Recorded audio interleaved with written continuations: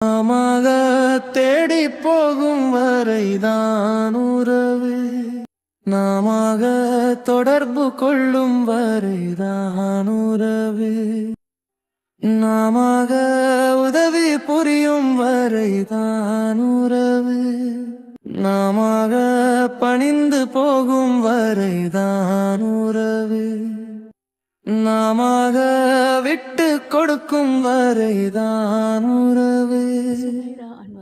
நாமாக விலகி செல்லாத வரைதான் உறவு,